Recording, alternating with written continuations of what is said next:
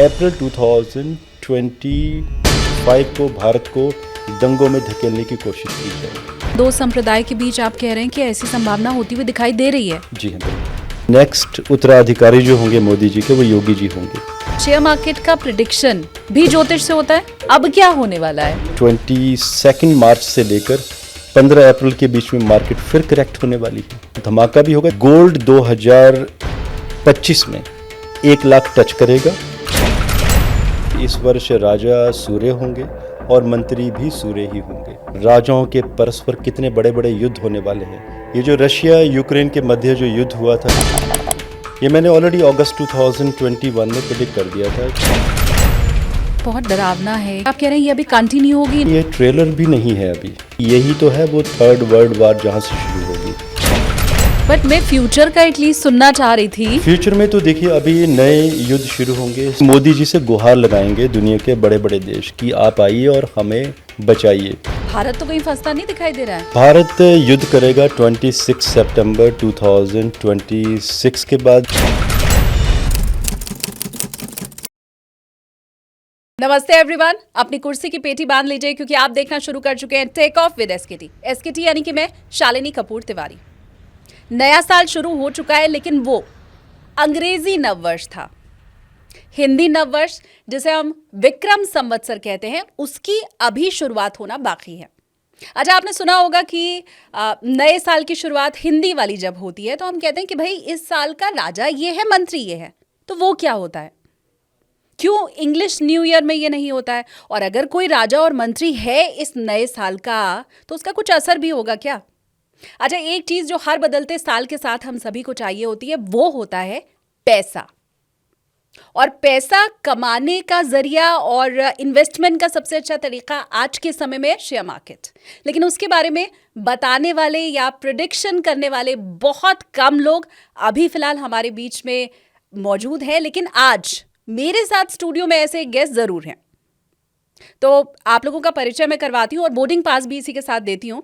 हमारे साथ celebrity astrologer भी हैं, मेडिकल एस्ट्रोलॉजी के ऊपर भी उनकी पकड़ है, कॉरपोरेट एस्ट्रोलॉजी की अगर मैं बात करूं, मतलब वो पैसा जिसको हम सभी चाहते हैं, तो उसके ऊपर भी अच्छी खासी नॉलेज उनके पास है। तो देर नहीं करते हैं, फटाफट से बोर्डिंग पास हम दे देते हैं। प्रशांत कपूर जी हमारे साथ मौजूद हैं। बहुत शुक्रिया आपका समय निकालने के लिए और स्वागत आपका। Thank you Shalini, and viewers के लिए वंदे मातरम।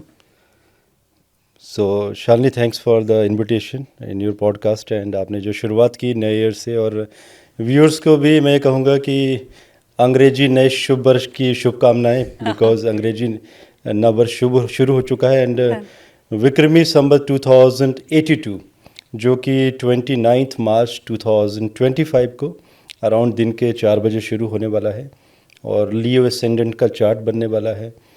और आप सोचिए ना, लियो एसेंडेंट मतलब लग्नेश सूर्य, और उस समय ये जो वर्ष शुरू होने वाला है, क्योंकि जब 30 मार्च आएगी तो प्रतिपदा तिथि, और जो दिन होगा उस समय वो संडे, प्रतिपदा तिथि बेसिकली। जब बेसिकली विक्रमी संवत है क्या, ये जानना बहुत ज़रूरी है। जब सूर्य और चंद्रमा की डिग्री बेसिकली जब भी ये मीट करते हैं दोनों अमावस के समय, तो मीन राशि में जब एक समान डिग्री पर दोनों होते हैं, जब प्रतिपदा शुरू होती है तब विक्रमी संवत की शुरुआत होती है। तो जिसे चैत्र मास शुक्ल प्रतिपदा भी कहा जाता है। लेकिन जब सूर्य उदय होगा तब उसको प्रतिपदा अगले दिन से शुरू होगी, तो बेसिकली 30 मार्च से शुरू होगा। लेकिन जो एस्ट्रोनॉमिकल या एस्ट्रोलॉजिकल हमारे इवेंट्स हैं, जो कैलकुलेशन है, जो मंडेन के ऊपर हम भारत और विश्व के बारे में जो एनालिसिस करेंगे, उसका जो चार्ट बनेगा वो सायंकाल का बनेगा, दोपहर का अराउंड 2 से 4 बजे के बीच में, जब लियो एसेंडेंट आएगा उस समय। अच्छा, yes. मैं नहीं समझ पाई। एक बार आपने कहा कि सुबह 4 बजे से शुरू होगा। ये जब आपकी जब तिथि शुरू होगी, प्रतिपदा तिथि, वो नेक्स्ट डे से शुरू होगी। वो तो सूर्योदय के बाद, सूर्योदय के बाद। तो बेसिकली वर्ष उस दिन से माना जाएगा। लेकिन जब एस्ट्रोलॉजिकल गणना आपको करनी होगी तो ये उस समय करते हैं जब आप सूर्य और चंद्रमा समान डिग्री पर होते हैं। अच्छा, जो आपका इवेंट 29 मार्च को आएगा। ओके। तो उसी दिन बेसिकली आप, अगर हम नव वर्ष की बात करें तो आई थिंक मैं भी 45 का होने वाला हूँ। मैंने अभी तक ऐसा इवेंट हार्डली मुझे कोई याद है ऐसा कभी रहा हो कि वर्ष का राजा भी एक हो और मंत्री भी एक हो। और सोचिए इस वर्ष राजा सूर्य होंगे और मंत्री भी सूर्य ही होंगे। और जब हम सूर्य की बात करते हैं तो एस्ट्रोलॉजिकली नहीं, ये राजा मंत्री क्या होता है? राजा जिस दिन आपका चैत्र मास शुक्ल प्रतिपदा हाँ। संडे को आएगी, तो संडे मीन्स कि उस दिन जो रविवार आएगा, जो दिन होगा, उस दिन उस वर्ष के राजा की गणना होगी कि राजा कौन होगा उस वर्ष में। 2082 का जो विक्रमी संवत है। एंड जो मंत्री होगा, जब आपका सूर्य जब राशि परिवर्तन करेगा, किस दिन करेगा, तो राशि परिवर्तन भी संडे वाले दिन ही होने वाला है।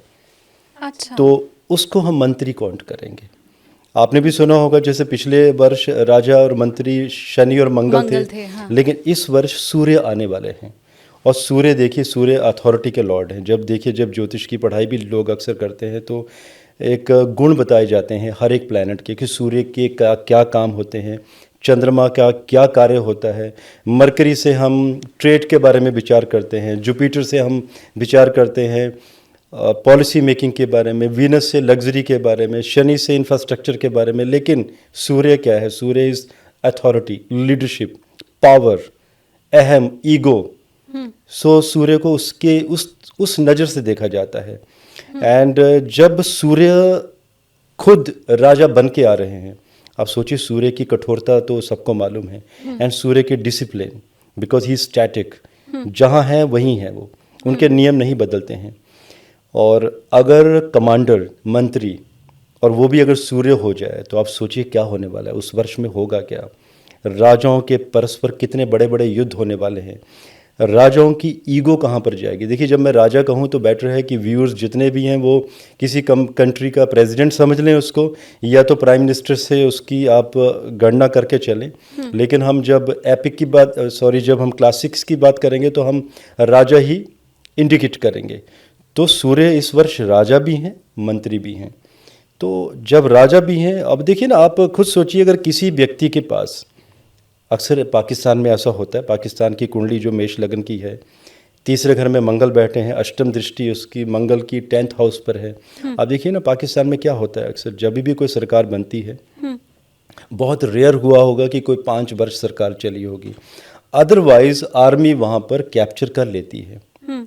तो यही तो प्रभाव है। जब मान लीजिए अगर मंगल वहाँ पर इतना प्रभावी रहता है, और सोचिए अगर मंगल का प्रभाव भी सूर्य के पास चला जाए, अगर किसी एक व्यक्ति को ये कहा जाए किसी कंट्री में कि राजा भी आप ही हैं और सेनाओं के कमांडर भी आप हैं, आपको दोनों चीज़ें देखनी है। आपको जनता को भी देखना है, पब्लिक सेक्टर भी देखना है, हर एक व्यवस्था भी देखनी है, कानून व्यवस्था भी देखनी है, और कंट्री की कमांड भी अभी आपके पास है। तो आप सोचिए कि उस व्यक्ति के ऊपर प्रेशर कितना बड़ा होगा।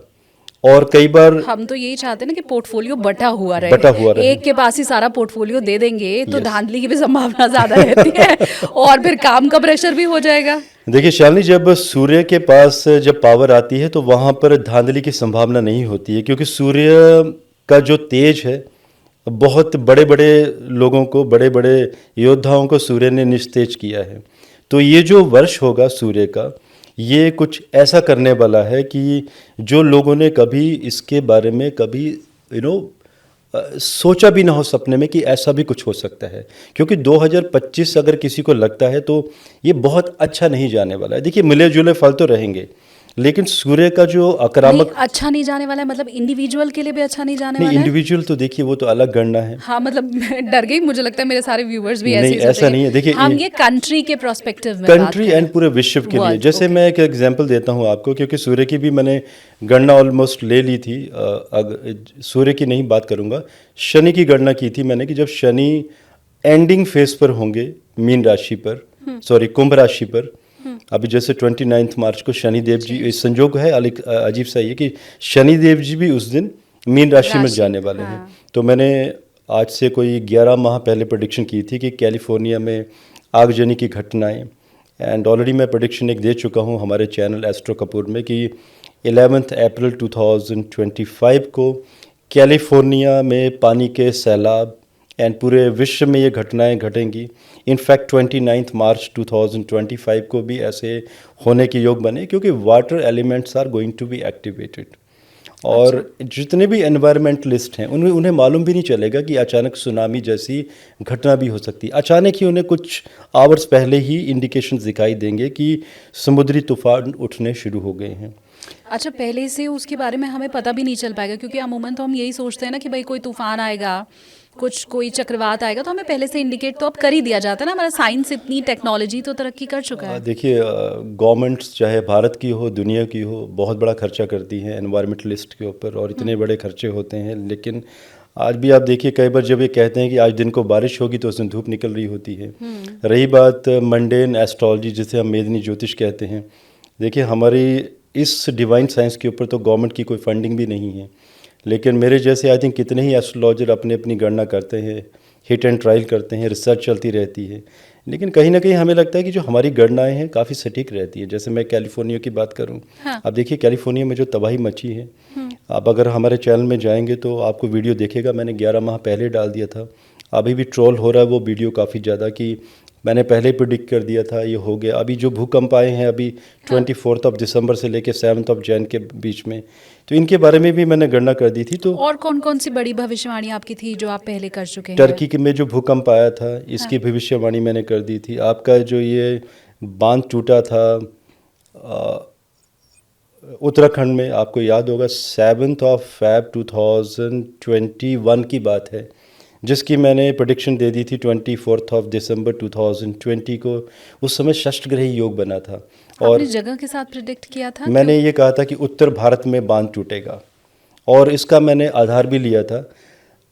एक पुणे में जगह है खड़कबासला, सो वहाँ पर बांध टूटा था 1962 के आसपास। तो वहाँ पर 1000 से लोग ज़्यादा मारे गए थे उस समय। तो सिमिलर कॉम्बिनेशन आ रहे थे, लेकिन उस समय पश्चिम दिशा में थे, इस बार आ रहे थे उत्तर दिशा में। तो मैंने उस समय वीडियो दिया था कि उत्तर दिशा में बांध टूटेगा। मैंने कोई नाम नहीं लिया था, लेकिन मैंने टाइम बताया था कि 7 February से लेकर 11 February के बीच में कोई बहुत बड़े बांध टूटने के योग बने हैं। तो आप देखिए ना, ज्योतिष में चीज़ें और ये सब आपके YouTube चैनल पर अवेलेबल है, कोई चाहे तो चेक कर सकता है? यस, कोई भी चाहे तो एस्ट्रो कपूर चैनल में जाकर, बल्कि 24 दिसंबर 2020 का वीडियो, 20 का वीडियो दिया हुआ है मैंने, क्योंकि वो वीडियो का आधार भी था। बिकॉज मुझे याद है अब 24 या 25 दिसंबर 2020 को शनि और गुरु 800 वर्षों के बाद सेम लैटिट्यूड एंड लॉन्गिट्यूड पे थे। तो उस समय टॉर्नेडोज भी उठे थे। मैंने स्पेसशिप के बारे में भी मैंने गणनाएं दी थी कि स्पेसशिप बहुत सारे, जिसे हम उड़न तश्तरी कहते हैं, ऐसी मूवमेंट पृथ्वी पर होगी। और एग्जैक्टली 26-27 तारीख की बात है, ऐसी घटनाएं कई लोगों ने वीडियो शूट किए थे। और ऐसे इवेंट्स इस वर्ष भी होने वाले हैं। आई थिंक हम सूर्य की बात कर रहे थे और हम शनि की तरफ चले गए हैं। राइट, जी हाँ। तो ये सब ऐसी बहुत सारी प्रेडिक्शंस मैं पहले भी दे चुका हूँ। रही बात भूकंप की बात करूँ, मैं तो आज तक मैंने जब भी भूकंप की बात की है कि किस दिन किस समय, जैसे मुझे आज भी याद है, मैंने 21 जून 2020 की बात है, इस दिन के बारे में मैंने बताया था कि मिज़ोरम में दिन को भूकंप आएगा 102 बजे। एग्जैक्टली आप टाइम चेक कर लीजिएगा, मेरा वीडियो भी एंड आप ऑनलाइन डाटा, कोई भी न्यूज़ चैनल, आप तो जर्नलिस्ट हैं, आप मैच कर लीजिएगा। 1:30 बजे दिन को भूकंप आया था। मैंने कहा था कि जान माल की हानि भी होगी, और हुआ था, क्रैक्स आ गए थे। पर हम अगर ये नए संवत्सर की बात करें 2082 संवत, जिसको हम अगर बात करें तो 29 मार्च 2025 से लेकर अराउंड 20 मार्च 2026 तक ये जो घटनाएं घटने वाली हैं, विश्व में अभी नए नए युद्ध के मोर्चे खुलेंगे। ये जो रशिया यूक्रेन के मध्य जो युद्ध हुआ था, जो 24 February 2022 को शुरुआत हुई थी, ये मैंने ऑलरेडी अगस्त 2021 में प्रिडिक्ट कर दिया था कि, और मैंने वो सप्ताह, वीक और फैब का ये जो टाइमिंग है, 2-3 दिन का ड्यूरेशन, मुझे मालूम है कई लोगों ने बहुत कहा भी तो उस समय कि ऐसे कैसे हो सकता है कि हम किसी युद्ध के बारे में प्रेडिक्ट कर दें और हो भी जाए। जब हुआ तब लोगों ने उस वीडियो को देखना शुरू किया। अगेन ये सारे वीडियो शालिनी मेरे चैनल पर अवेलेबल हैं। और लेकिन ये मुझे लगता है बहुत डरावना है, क्योंकि ऑलरेडी हमने इतनी वॉर देख ली है वर्ल्ड में, और आप कह रहे हैं ये अभी कंटिन्यू होगी, इनफैक्ट नए मोर्चे खुलेंगे, आप कह रहे हैं? शालिनी ये ट्रेलर भी नहीं है अभी, this is not even a trailer.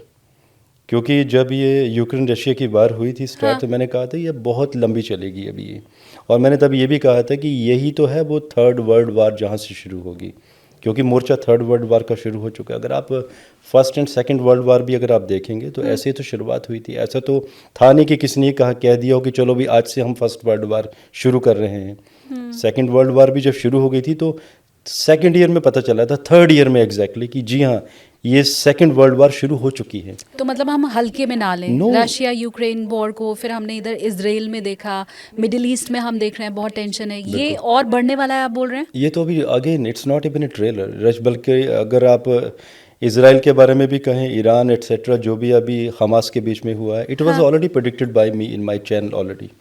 सो ये मैं ये तो नहीं कहूँगा तारीख, बट मैंने ऑलरेडी माह बता दिया था कि इस माह में इसराइल के ऊपर अटैक बट मैं होगा। फ्यूचर का एटलीस्ट सुनना चाह रही थी। फ्यूचर में तो देखिए अभी नए युद्ध शुरू होंगे साउथ चाइना सी, क्योंकि मीन राशि में अभी षष्ठग्रही योग बनेगा 29 मार्च को रात को 9:45 पर तुला लगन उस समय बन रहा होगा। तो उस समय अगर हम साउथ चाइना की बात करें तो साउथ चाइना सी युद्ध का मोर्चा बनेगा 2025 में। वहाँ से बहुत बड़े बड़े युद्धों की शुरुआत होगी। वियतनाम के साथ भी कोई ना कोई कन्फ्लिक्ट होगी, हांगकांग के ऊपर भी, क्योंकि इस समय ऐसा होगा। देखिए ऐसा नहीं कि चाइना को आप कमज़ोर समझेंगे, क्योंकि चाइना की कुंडली में ऑलरेडी योग बना है, षष्ठेश फोर्थ हाउस के साथ कनेक्ट कर चुका है कहीं ना कहीं चाइना की कुंडली में। तो this is a clear indication कि चाइना का विघटन करवाने की कोशिशें की जाएगी यूएस के द्वारा, और चाइना को ये मालूम है। और देखिए जब चाइना को मालूम है कि ऐसा कुछ होने वाला है, तो कहीं ना कहीं चाइना भी कहीं ना कहीं इन चीज़ों का ध्यान भटकाकर कहीं और कन्वर्ट करवाने की कोशिश करेगा। तो साउथ चाइना सी में कुछ बड़ा होने वाला है।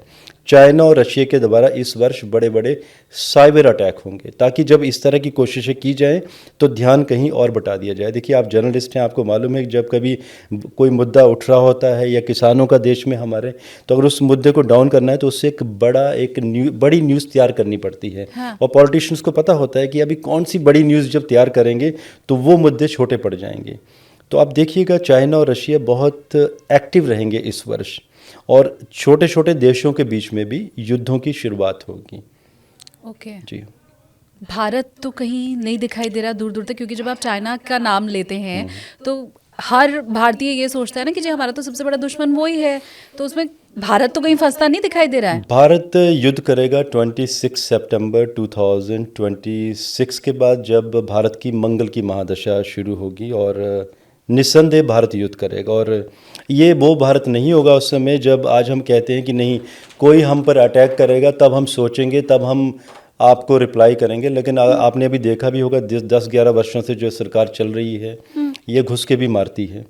अब हम वो भारत बन गए हैं। अभी हम इंतज़ार नहीं करेंगे कि कोई हमारे ऊपर पत्थर फेंकेगा तो हम 10 फेंकेंगे। इस बार अटैक सबसे पहले हम ही करेंगे। आप देखिएगा क्या होने बहुत वाला बड़ा प्रेडिक्शन है। यस। 26 सितंबर, इनफैक्ट आप डेट के साथ बता रहे हैं आप देखते कि चले जाइए। 26 सितंबर 2026 के बाद युद्ध होगा भारत को और इंडिया अटैक करेगा, यस। भारत क्योंकि हमारी तो शांति की हमेशा से नीति रही है। कब तक शांति बनाए रखेंगे? क्यों दुनिया हमें हल्के में लेना चाहती है कि जब तक हमें कोई पत्थर ना मारे तब तक हम जवाब हम उसके बाद देंगे। ये बेटर है कि अगर पाकिस्तान के भी लोग, क्योंकि मुझे तो बहुत सारे आईएएस, बहुत सारे आतंकवादी भी ट्रोल करते हैं हमारे चैनल पे, कई लोगों के कई तरह के मैसेजेस आते हैं, तो वो भी सुन रहे हो, तो मेरा भी उन लोगों के लिए मैसेज है कि नहीं, अब ऐसा नहीं होगा कि हम इंतज़ार करेंगे कि आप ईंट फेंकेंगे फिर हम पत्थर मारेंगे। जो हमेशा हुआ है कि पाकिस्तान ने 3 बार युद्ध थोपा है हमारे ऊपर, 3 बार खाई है, और ईस्ट पाकिस्तान को भी हमने अलग करवाकर बांग्लादेश हम ही ने बनवाया है, और बांग्लादेश के भी 3 टुकड़े अभी हम ही करवाने वाले हैं। आप देखते जाइएगा। एक भूटान को भी हम ही ने संभाल के रखा है, छोटी सी स्टेट, पीस स्टेट है, शांति वाले लोग हैं, भारत का संरक्षण प्राप्त है भूटान के ऊपर। तो ऐसे ही क्यों नहीं, आपको क्या लगता लेकिन है? इससे हमारी जो इकोनॉमी है उस पर कोई असर पड़े, या आपको भारत का भविष्य आगे कुछ डामाडोल दिखाई दे रहा हो? क्योंकि कहते हैं युद्ध कभी भी बेहतर नहीं होता किसी के लिए भी, और फिर आप तो कह रहे हैं कि भारत शुरुआत भी इस बार कर सकता है जो उसके पहले हमने कभी नहीं देखी। नहीं, मैंने तो एक ये तो नहीं कहा। तारीख के साथ प्रेडिक्शन ये बहुत बड़ा है, फिर उसके बाद दूसरी आपकी ये भविष्यवाणी कि अगर प्रोवोक करेंगे तो पहला अटैक भी हम कर सकते हैं। ये सब बहुत बड़ी भविष्यवाणियां हैं। मैंने ये नहीं कहा कि कर सकते, मैंने कहा होगा, हम करेंगे। देखिए 100%। शालिनी, देखिए जब भी मैं मंडेन करता हूँ मेदनी ज्योतिष, या जब मैं एस्ट्रोलॉजिकल प्रेडिक्शन भी लोगों को देता हूँ किसी भी तरह का, health, wealth, peace, finance, foreign travel, शादी के बारे में जितनी भी गणनाएं देता हूँ मैं पर्सनल प्रेडिक्शन, तो मैं कभी भी कैन, कुड, शैल, बिल में बात नहीं करता हूँ, सॉरी कैन, कुड में बात नहीं करता हूँ। मैं हमेशा ये कहता हूँ कि इट विल।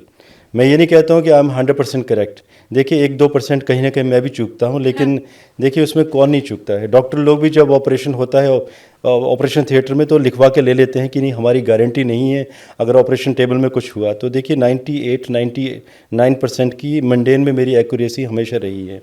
रही बात पर्सनल प्रेडिक्शंस की, जिन लोगों की कुंडलियाँ देखता हूँ वहाँ पर 100% की एक्यूरेसी रहती है, बिकॉज वहाँ पे आपके पास प्रॉपर टाइमिंग होती है जातक की। When you have a proper timing और उसका प्रॉपर चार्ट है तो you can give 100% accuracy. But जब मंडेन में क्या होता है, कुछ देशों की कुंडलियाँ जिनमें कई बार 2-4 मिनट, 5 मिनट, कई बार कुछ बार कन्फ्लिक्ट होती है कि चंद्र कुंडली से देखा जाए या लगन कुंडली को ज़्यादा माना जाए, तो वहाँ पर थोड़ी बहुत 1-2% की इनएक्यूरेसी का डिफरेंस रहता है। लेकिन ये बात तय है कि भारत युद्ध थोपेगा, खुद करेगा भारत।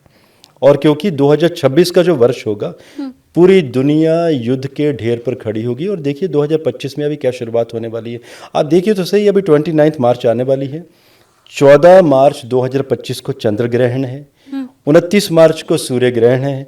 अब देखिए 14 मार्च के बाद देखिए कैसे युद्ध के मोर्चे शुरू होंगे। छोटी छोटी कंट्रियाँ बोलेगी नहीं हम भी युद्ध करेंगे, हमें भी फाइट करनी है।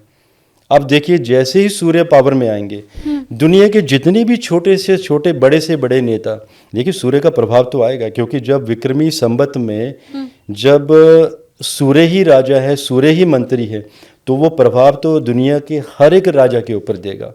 बचेंगे वो ही जो कूटनीति को समझते होंगे, जैसे हमारे देश के प्रधानमंत्री श्री नरेंद्र मोदी जी, क्योंकि कहीं ना कहीं मान के चलिए कूटनीति समझते हैं, चाणक्य नीति भी समझते हैं, और जहाँ तक मेरी अंडरस्टैंडिंग है वो ज्योतिष भी समझते हैं। क्योंकि जब भी वो कोई मुहूर्त करते हैं, चाहे वो अयोध्या का हो, राम मंदिर का निर्माण हो, तो जब मैं प्लानिटरी कॉम्बिनेशन देखता हूँ तो लगता है कि जी हाँ ये प्रॉपर मुहूर्त पे किया गया है। बड़ा बवाल हुआ था उस मुहूर्त के ऊपर। अच्छे लोगों ने कहा था कि ये तो है ही नहीं प्राण प्रतिष्ठा का मुहूर्त। No, that was the perfect muhurat basically उस समय, क्योंकि विष्णु नहीं, योग आपको भी, याद है ना ये बात कि उस मुहूर्त के ऊपर कितना बवाल हुआ था देश में? मुझे मालूम है। बड़े बड़े लोगों ने उसके ऊपर उंगली उठाई थी। देखिए वो तो करेंगे ही लोग, क्योंकि देखिए जब भी देश की बात आती है, कुछ बड़ा होने जाता है, तो आप, क्योंकि कुछ ऐसे भी बुद्धिजीवी कहूँगा लोगों को मैं, कुछ लोग नहीं चाहते कि हमारा देश आगे बढ़े। क्योंकि आज भी देखिए बाहर की जितनी भी यूरोपियन एंड वेस्टर्न कंट्रीज़ हैं, कितना भी कहें कि भारत में डेवलपमेंट हो रही है, कहीं ना कहीं अंदर से समस्या बहुत ज़्यादा लोगों को है, नहीं देखना चाहते लोग भारत को ग्रो होता हुआ। आज पूरी दुनिया में रिसेशन शुरू हो चुका है, और इसकी प्रेडिक्शन मैंने लास्ट 1.5 वर्ष पहले दी थी कि जैसे ही दिसंबर 2024 शुरू होगा, दुनिया, भारतीय लोग जितने भी दुनिया में बसे हुए हैं भारत में पलायन करना शुरू कर देंगे। और देखिए कनाडा में पीछे क्या हुआ। मैं हालांकि ये रिसेशन, इकोनॉमी, ये अभी थोड़ा आगे अगले पार्ट जी में हाँ, मैं यस, करूंगी। बिल्कुल। तो हम अभी चूंकि देश की भविष्यवाणी आप कर रहे हैं, तो मतलब मैं तो बहुत क्यूरियस हूँ। एक वो युद्ध वाली बात तो मैंने जान ली, पर ये जो बाकी बचा हुआ समय है, अब चाहे आप उसको 2025 के हिसाब से बताइए या नए विक्रम संवत्सर के हिसाब से बताइए, तो और क्या क्या आपको दिखाई दे रहा है भारत के लिए? देखिए भारत के लिए ऐसा है कि भारत इस वर्ष युद्ध में कभी भी इन्वॉल्व नहीं होगा, बल्कि दुनिया में जितने भी बड़े बड़े युद्ध होंगे कूटनीतिक तरीके से भारत इसमें, क्योंकि मोदी जी का सूर्य 11th हाउस में गणांत का है, दिग्बली है, काफ़ी दिग्बल प्राप्त है, तो बल्कि मोदी जी से गुहार लगाएंगे दुनिया के बड़े बड़े देश कि आप आइए और हमें बचाइए। ठीक है, युद्ध करना भी चाहेंगे, नहीं भी करना चाहेंगे। जैसे ईरान, पीछे आप देखिए जो भी हुआ ईरान और इजराइल के बीच में, कहीं ना कहीं मानिए ये न्यूज़ आज तो नहीं, 10-5 वर्षों 15 वर्षों के बाद आएंगी। कहीं ना कहीं मोदी जी की इन्वॉल्वमेंट जरूर रही होगी, जो ईरान अभी बचा हुआ है। सो रही बात भारत की 2025 की, जो सूर्य ग्रहण का समय है, भारत को भी जो एक होता है ना वी विंग ए विंग, तो जो वी विंग के लोग हैं, आप समझ रहे हैं, मैं नाम नहीं लेना चाहता हूँ, तो कहीं ना कहीं उनकी पूरी कोशिशें हैं कि अप्रैल 2025 को भारत को दंगों में धकेलने की कोशिश की जाए। और ये योग 14 मार्च को अभी शुरू होने वाले हैं।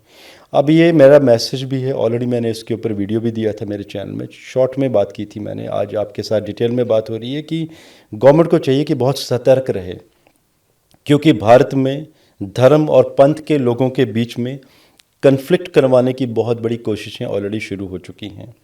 और इससे पहले कि कुछ लोग इसमें कामयाब हो जाएं, भारतीय सरकार को चाहिए कि इसके ऊपर पहले कंट्रोल किया जाए एंड अपना जितनी भी एजेंसीज हैं उसके ऊपर बेहतरीन काम होगा, तभी जाके लोग बचेंगे। लेकिन आप ये कह रहे हैं कि ज्योतिषीय गणना ये बता रही है कि मार्च से इसकी शुरुआत हो जाएगी और अप्रैल होते होते तक वो कॉन्फ्लिक्ट होगा।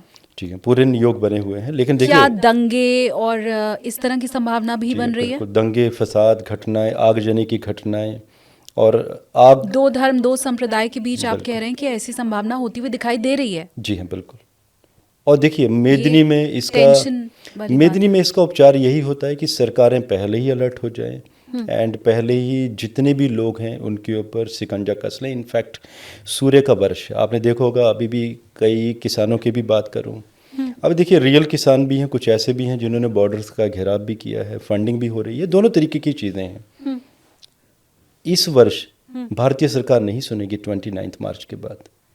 इस बार जो भी कोई गलत काम करेगा, आई शुड से कि उनका पक्का इलाज किया जाएगा इस वर्ष, क्योंकि मंगल इस वर्ष 11th हाउस में जा रहा है और उसकी छठी दृष्टि है, उसकी अष्टम दृष्टि है छठे घर के ऊपर। छठा घर अगर हम मंडेन में कहें तो उसे close encounter, close head shot, close body shot, इसके साथ हम गणना करते हैं। क्योंकि जब भी कोई एक्सीडेंट होता है, इंजरी होती है, बड़े युद्ध होते हैं, बड़े एक्सीडेंट होते हैं, तो मंगल के साथ ही गणना होती है। मंगल कितने डिग्री का है उस हिसाब से आप गणना करते हैं कि क्या क्लोज रेंज में शॉट होगा या लॉन्ग रेंज में शॉट होगा। आई थिंक इतना ही बोला जाए तो बेटर है, बैलेंस तरीके से।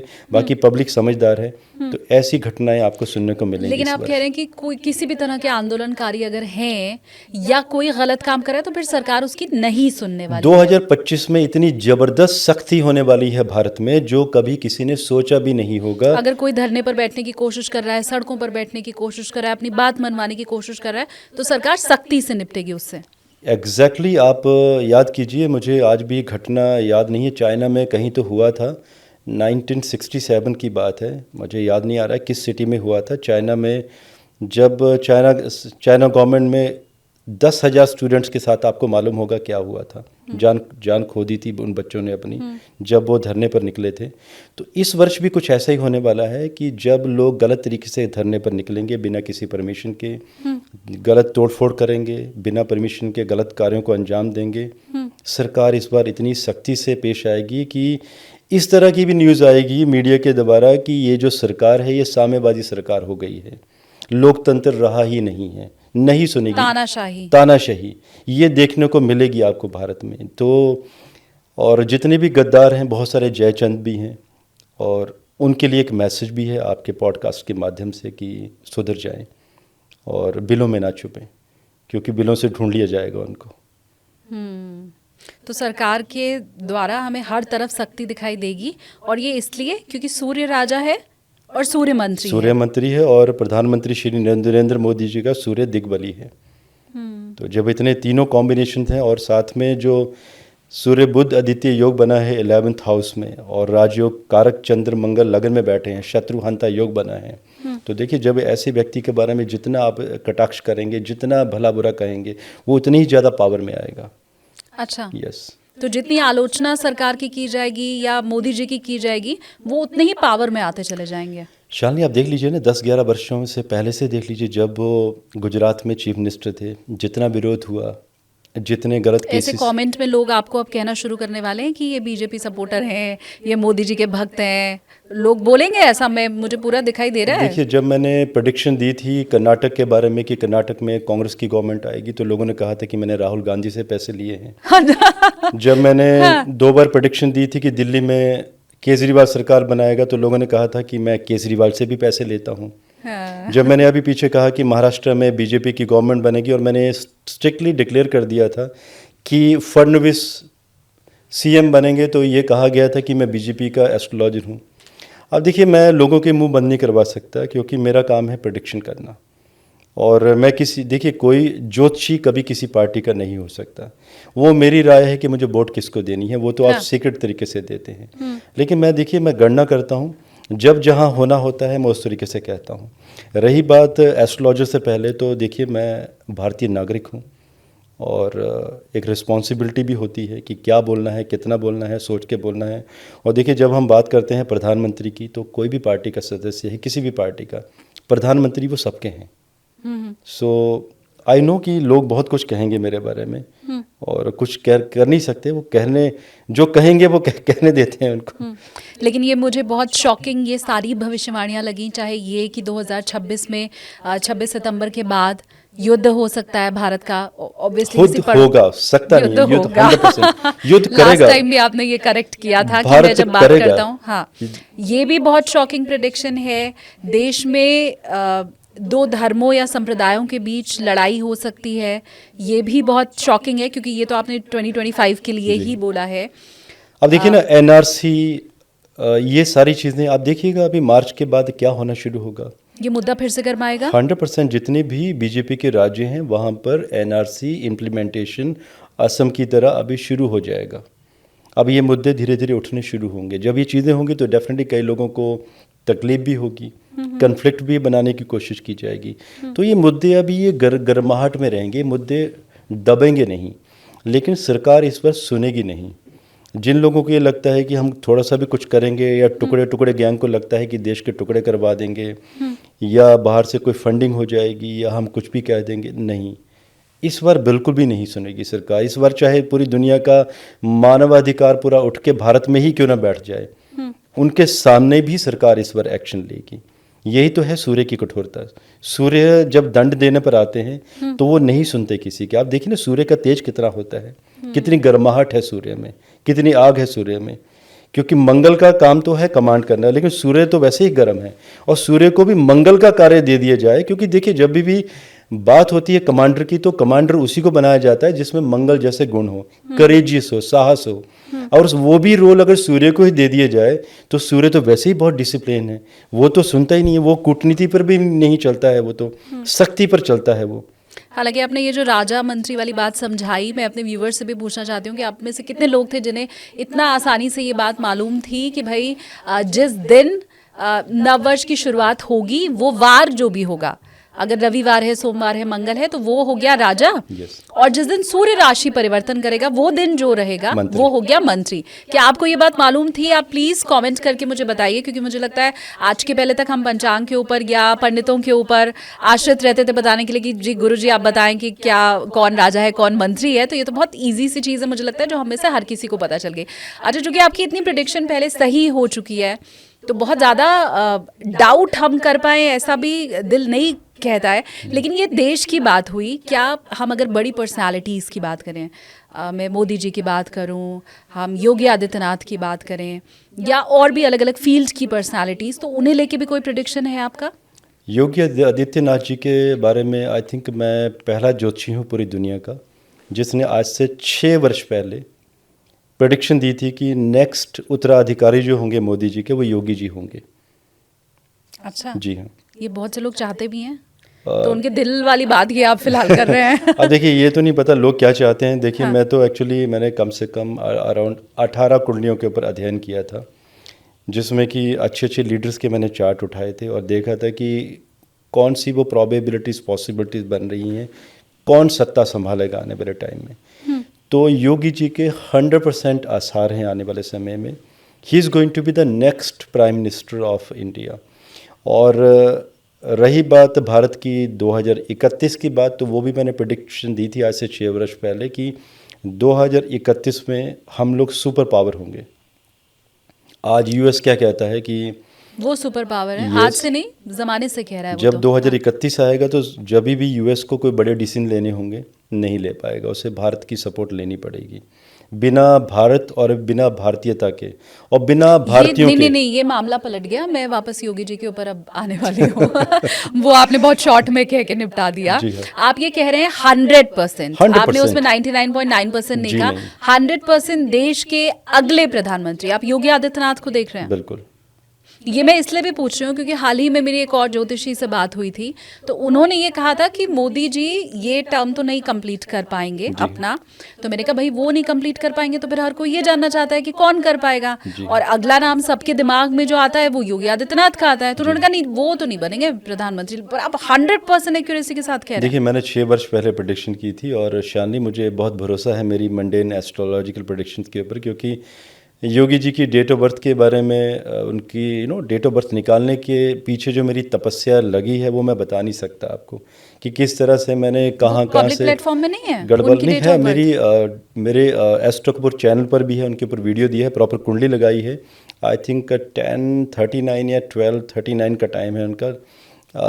और अभी इस समय शुक्र की महादशा भी स्टार्ट होने वाली है उनकी, तो ये कहीं ना कहीं उन्हें यूपी से हटाकर सेंटर में मूव करवाएगी, तो आगे चेंज दिखाई दे रहा है। अब देखिए ये भी मैं व्यूवर्स से 1 मिनट ज़रा बात कर लूँ कि आप में से कितने ऐसे लोग हैं जो योगी आदित्यनाथ को प्रधानमंत्री की कुर्सी पर देखना चाहते हैं, क्योंकि मैंने जितना जर्नलिस्ट होने के नाते भापा है, एक बहुत बड़ी जनता है जो प्रधानमंत्री के तौर पर उन्हें देखना चाहती है, और वही बात अभी आपको हमारे पॉडकास्ट में सुनने को भी मिली है।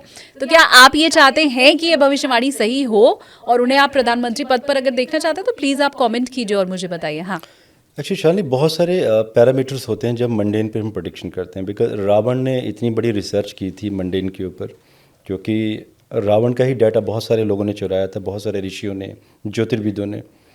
तो रावण ने एक बड़ी खास बात की थी कि जब भी आपका देश बदल रहा हो, काल पात्र, तो आप अपनी प्रेडिक्शंस के ऊपर ज़रूर ध्यान दीजिए। ये नहीं कि क्लासिक्स में कोई पैरामीटर्स हैं आप उन्हीं के ऊपर फोकस करें और आप अपनी प्रेडिक्शन देकर चल दें, जी नहीं।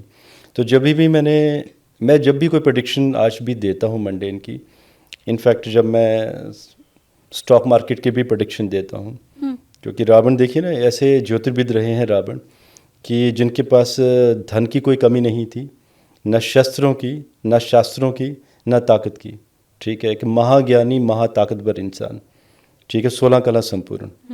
तो जब भी रावण की जब मैं बात करता हूँ तो थोड़ा सा आई नो कि रावण को किस तरह से लोग जानते हैं, लेकिन रावण को इस तरह से नहीं जानते कि वो कितने बड़े ज्ञानी थे। तो ये कहना चाहता हूँ कि जब भी मैंने योगी जी के बारे में प्रेडिक्शन की थी तो मैंने ये रावण के जो पैरामीटर थे, देश काल पात्र, उन्हें भी अप्लाई किया था। बिकॉज जब हम देख रहे हैं जैसे इस वर्ष कौन सा राजा मंत्री होगा, नेक्स्ट ईयर क्या होगा, उससे नेक्स्ट ईयर क्या होगा, सतयुग की क्या कोई अंतरदशा, प्रत्यंतर दशा, सूक्ष्म दशा, छोटी छोटी ऐसी बहुत सारी दशाएं आती हैं। तो जो अभी लहर चल रही है आगे, जो चेंजेस आने वाले हैं, ये कहीं ना कहीं सतयुग की एक छोटी सी लहर आने वाली है, सूक्ष्म अंतर। कलयुग तो बहुत लंबा चलेगा, तो जब आने वाली है तो कोई ऐसा व्यक्ति विशेष चाहिए जो उस तरह की लहर को मूव दे सके। तो जब आप योगी जी की छवि देखते हैं तो कहीं ना कहीं दिखाई तो देता होगा सबको कि कहीं ना कहीं वो जिस तरह से वो अध्यात्म को समझते हैं, एक योगी भी हैं लेकिन मंगल बहुत स्ट्रांग है उनका। अच्छा, ही इज़ अ कमांडर।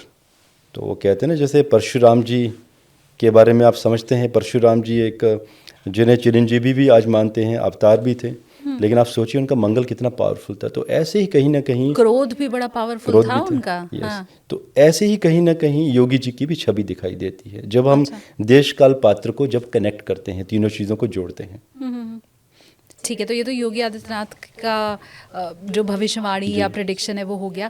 इसके अलावा आप किसी का करना चाहेंगे या आप बोलिए तो मैं नाम ले सकती हूँ? मोदी जी का तो एनीवेज मैं नहीं, जानना चाहती हूँ। आप नाम लीजिए अगर कुछ पूछना चाहते हैं। मोदी जी का आपको कैसा ये टर्म दिखाई दे रहा है और आगे आप कैसे देख रहे हैं उनको पॉलिटिक्स में? देखिए, मोदी जी ने ये कहा था कि इनकी पार्टी में एक रूल बनाया था मोदी जी ने कि जब भी कोई 75 की एज पूरी कर लेगा तो वो बड़े पदों पर नहीं रह सकता है। हाँ। लेकिन जो सितंबर में अभी मोदी जी का बर्थडे आना भी वाला है 2025 में, लेकिन मुझे ऐसा दिखाई नहीं देता है। ये दिखाई देता है कि जो भी उनके सबॉर्डिनेट हैं ये इनको पुश करेंगे कंटिन्यू करने की। देखिए, रूल्स बनते हैं तोड़ने के लिए, तो जब देश को ज़रूरत होगी, और ये मैं प्रेडिक्शन भी कर चुका हूँ कि योगी जी बनेंगे, लेकिन मोदी जी अभी कुछ टाइम के लिए और कंटिन्यू करते हुए दिखाई दे रहे हैं। ये टर्म लेकिन आपको लग रहा है कि उनका पूरा कंप्लीट होगा अच्छे से? ये कंप्लीट टर्म होता हुआ नहीं दिखाई दे रहा है, बिकॉज 2027 में कुछ ऐसे कॉम्बिनेशन बनते हुए दिखाई दे रहे हैं जिसमें कि जैसे सरकार ने कहा भी था, अगेन आई मेंशन कि प्रोबेबिलिटीज़ एंड पॉसिबिलिटीज़ मंडेन में जोड़नी पड़ती हैं। तो ये दिखाई दे रहा है कि 2027 में पूरे देश में फिर से इलेक्शंस ना करवाए जाएं। लेकिन इसके लिए मैं ये नहीं कहूँगा जैसे मैंने कहा कि हो ही जाएगा, प्रोबेबिलिटीज़ दिखाई दे रही हैं। ओके। जब इसमें और गणना करूँगा मैं, जब सटीक हो जाऊँगा, कॉन्फिडेंट हो जाऊँगा, तो कभी दोबारा जब आपसे चर्चा होगी हाँ। तो फिर मैं, अगर मुझे लगेगा कि इट्स गोइंग टू हैपन, तो मैं कंफर्मेशन भी जरूर दूंगा। लेकिन अभी प्रोबेबिलिटीज़ दिखाई दे रही हैं कि आगे 2027 के बाद सत्ता में परिवर्तन, मे बी योगी जी को सीट पर बिठाया जाएगा, तो कुछ ऐसे योग दिखाई दे रहे हैं।